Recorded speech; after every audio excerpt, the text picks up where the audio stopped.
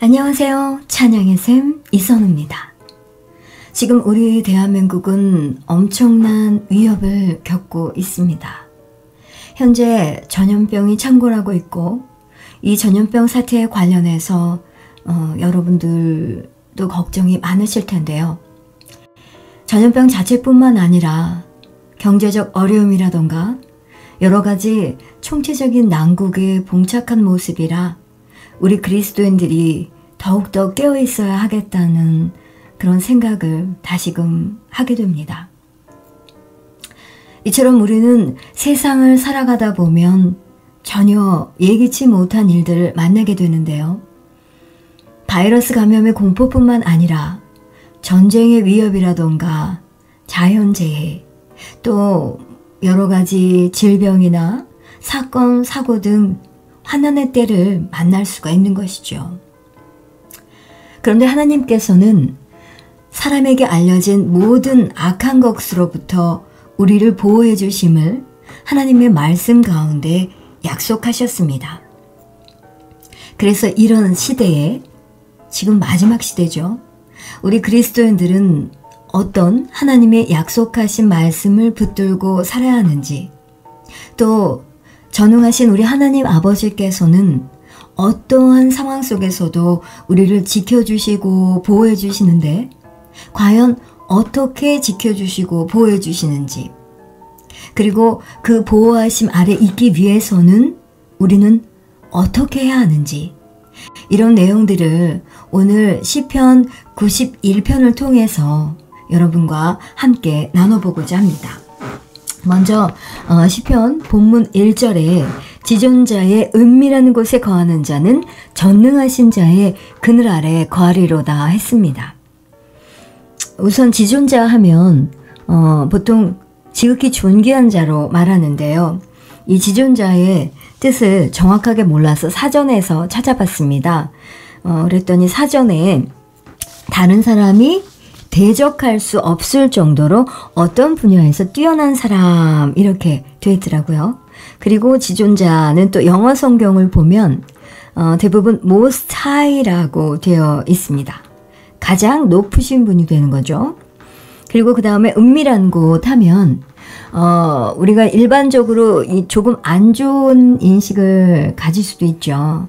왜냐하면 보통 은밀한 곳에서 몰래 하는 나쁜 일들이 일어나기 때문이 아닌가 싶은데요. 하지만 우리 그리스도인들은 몰래 하는 것이 더 좋은 것이어야 하죠.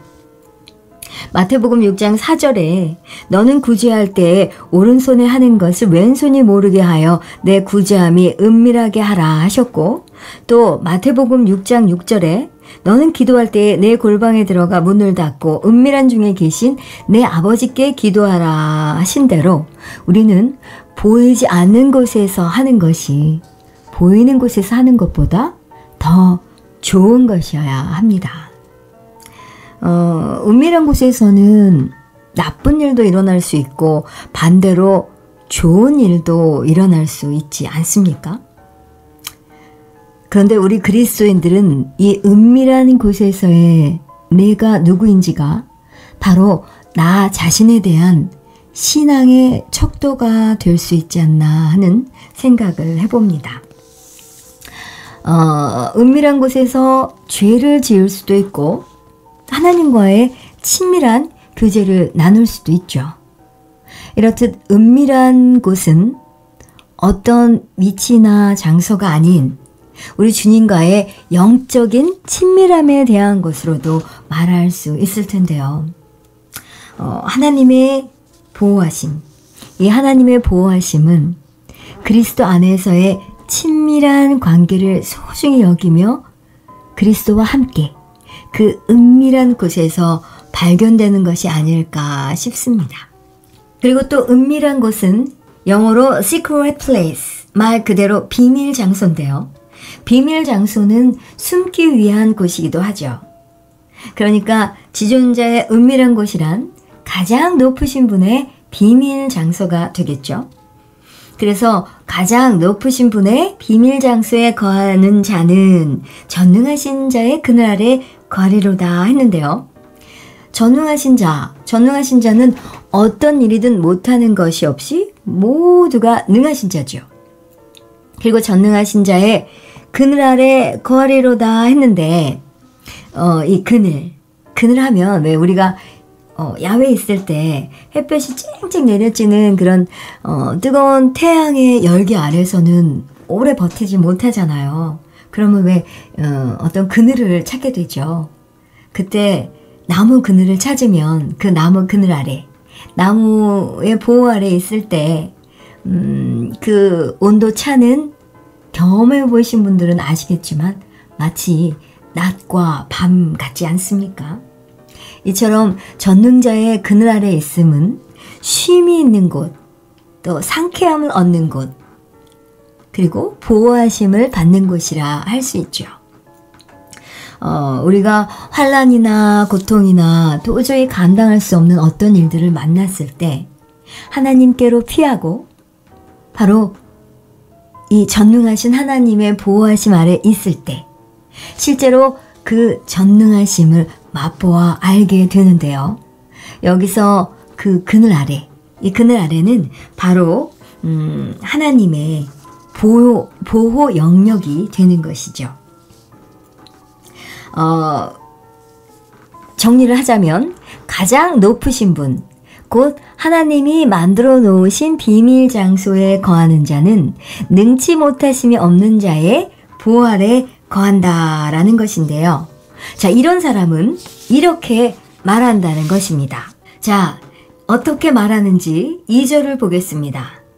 내가 여호와를 가리켜 말하기를 저는 나의 피난처요 나의 요새요 나의 의뢰하는 하나님이라 하리니 이렇게 말을 했는데요. 이런 사람에게 하나님이 놀라운 약속의 말씀을 주신다는 겁니다. 그런데 하나님이 주신 약속의 말씀을 보기 전에 우선적으로 우리가 먼저 알아야 할 것이 있는데요. 마태복음 12장 34절에 독사의 자식들아 너희는 악하니 어떻게 선한 말을 할 수 있느냐 이는 마음에 가득한 것을 입으로 말함이라 했습니다. 그래서 이 시편 2절에 내가 여호와를 가리켜 말하기를 여기서 말하기를 보면 예수님께서 마음에 가득한 것을 말한다 라고 말씀하셨기 때문에 성경에서 말한다 하는 것은 마음에 믿지 않는 그런 그냥 말만 한다는 뜻이 아닌 거죠. 다른 말씀으로도 찾아보면 먼저 로마서 10장 9절에 내가 만일 내 입으로 예수를 주로 시인하며 내 입으로 예수를 주로 시인하며 또 하나님께서 그를 죽은 자 가운데서 살리신 것을 내 마음에 믿으면 구원을 얻으리니 했고 또 로마서 10장 10절에는 사람이 마음으로 믿어 의에 이르고 입으로 시인하여 구원에 이른다 했습니다. 그리고 마가복음 11장 23절에는 이 산더러 들리어 바다에 던지우라 하며 그 말하는 것이 이룰 줄 믿고 마음에 의심치 아니하면 그대로 되리라 했죠. 그리고 고린도후서 4장 17절에는 믿는 고로 말하노라 했습니다.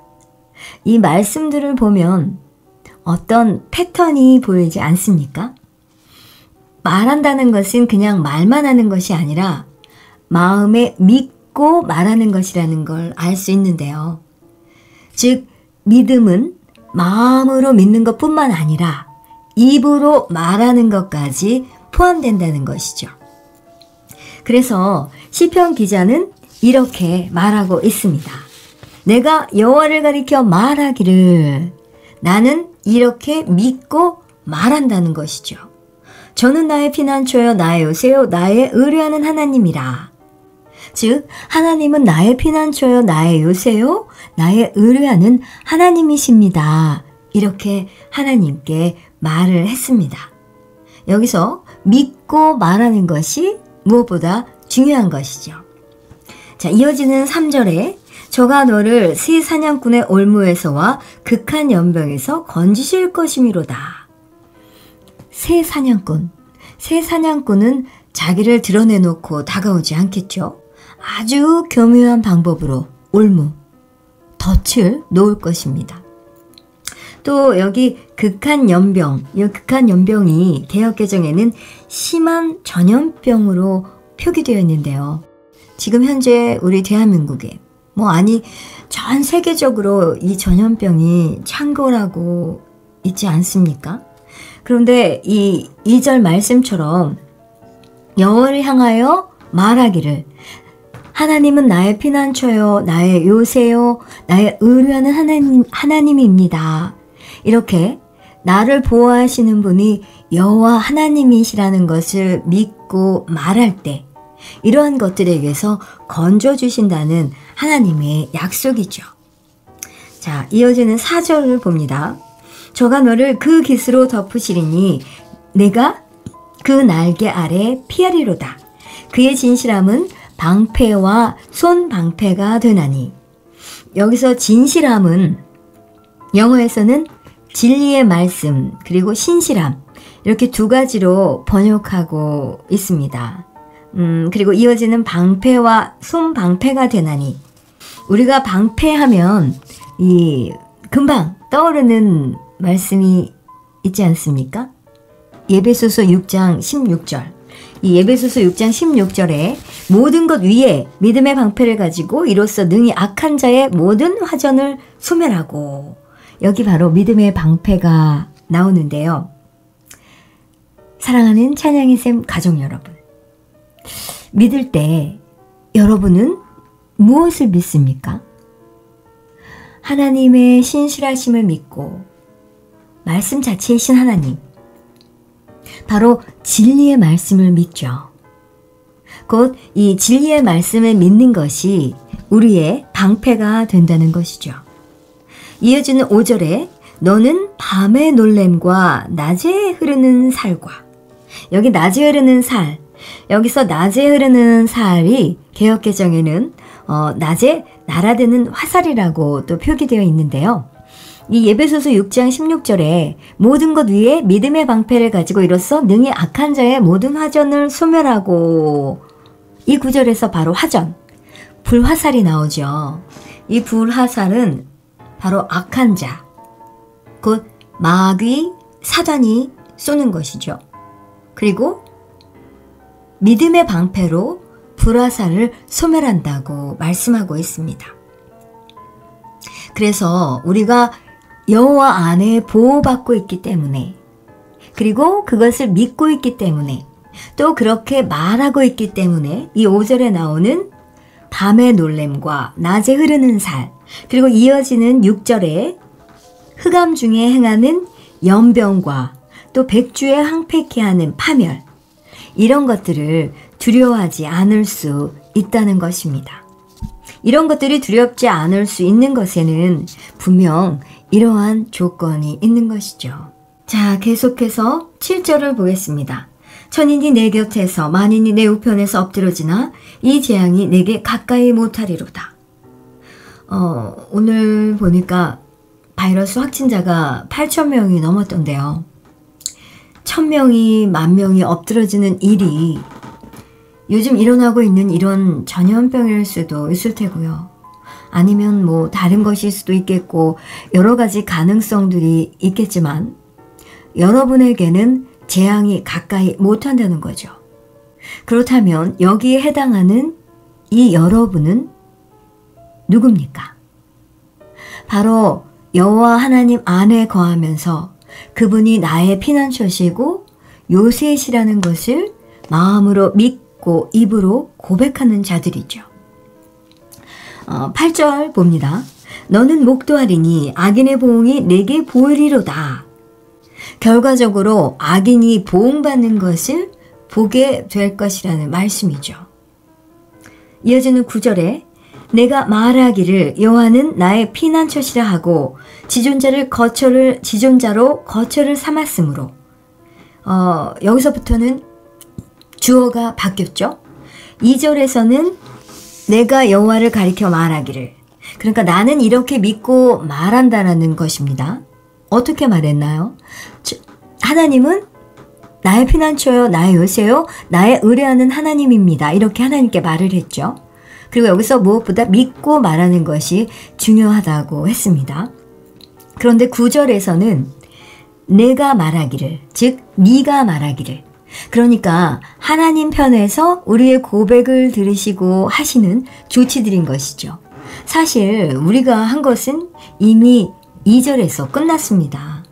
그 이후에 주시는 말씀들은 우리가 그 믿음의 고백을 끝까지 지키면서 나아갈 때 따라오는 결과들인 것이죠.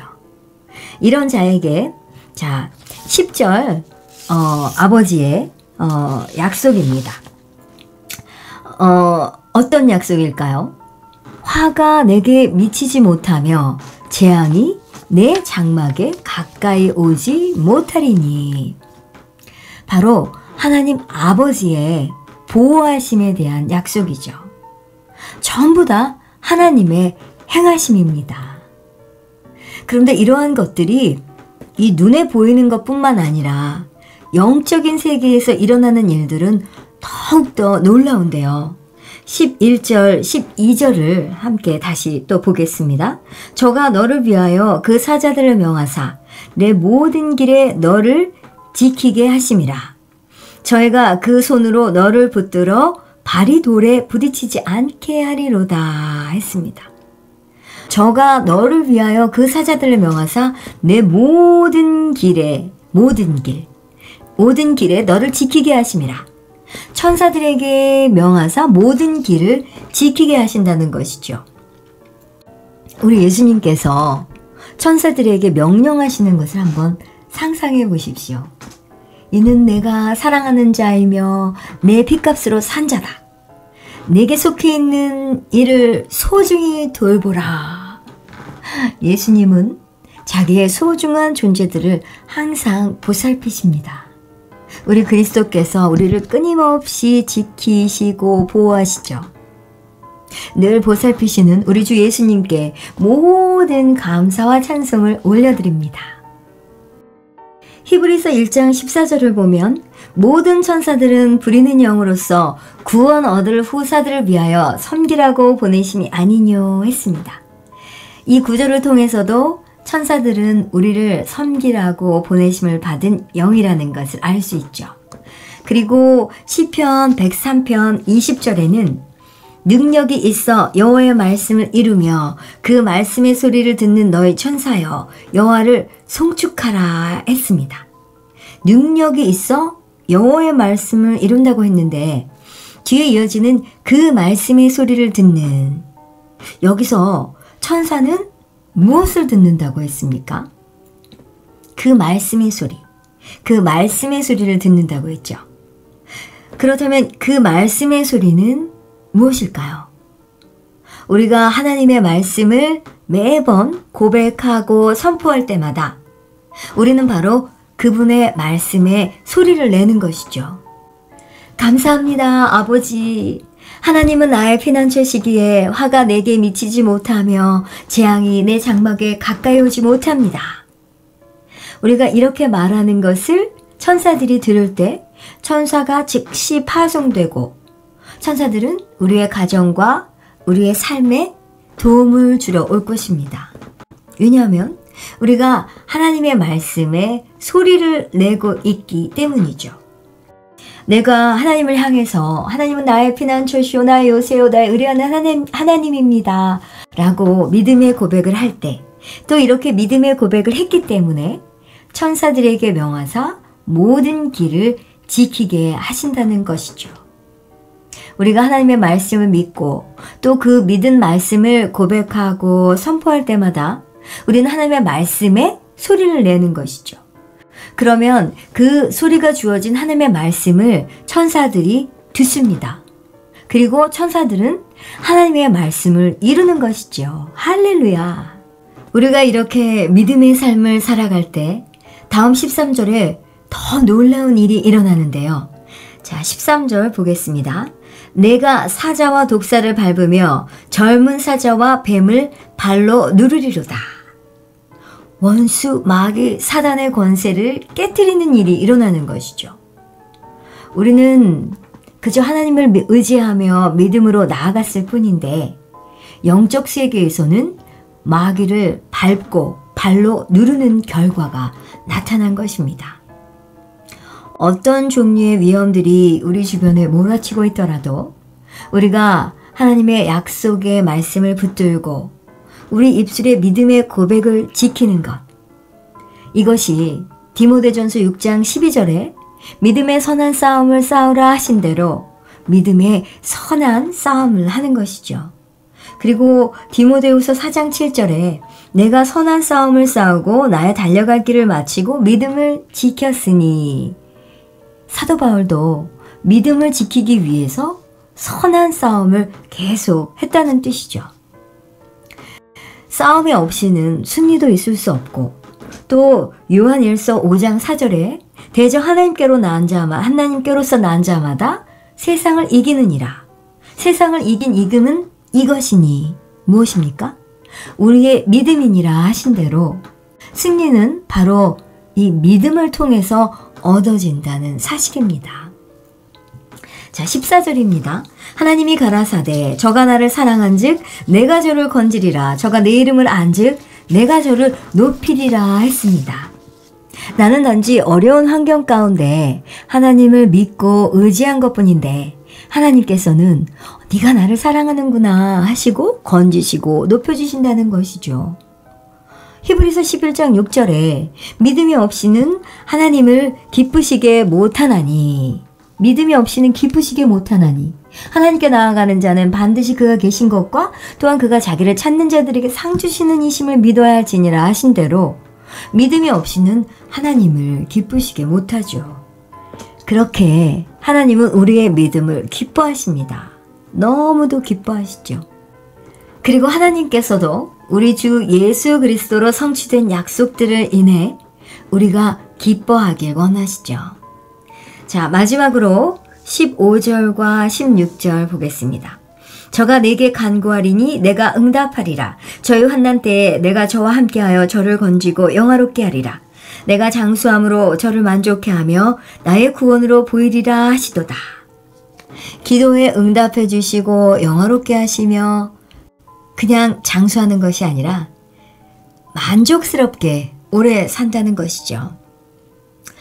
오늘 시편 91편을 여러분과 함께 살펴보았는데요. 시편 기자는 여호와는 나의 피난처요 나의 요새요 나의 의뢰하는 하나님이라 말했습니다. 여호와의 피난처, 이것보다 더 안전하고 보호받는 곳이 어디 있을까요? 우리 좋으신 하나님은 가장 안전한 피난처로 여러분을 초대하고 계십니다. 우리가 하나님의 약속을 붙들고 우리의 삶 가운데서 그것들을 주장하고 누리게 하시려고 우리 주 예수 그리스도는 십자가에서 자신의 생명을 내어주셨습니다. 예수님의 피값으로 다 지불하셨죠. 사랑하는 찬양의 샘 가족 여러분, 우리는 어떠한 환경 속에서도 우리 주 예수 그리스도 안에 항상 피난처와 안식이 있다는 것을 믿고 또 감사하면서 오늘 함께 나눈 이 시편 91편의 약속의 말씀들을 전부 누리는 저와 여러분이 되기를 주님의 이름으로 축복합니다.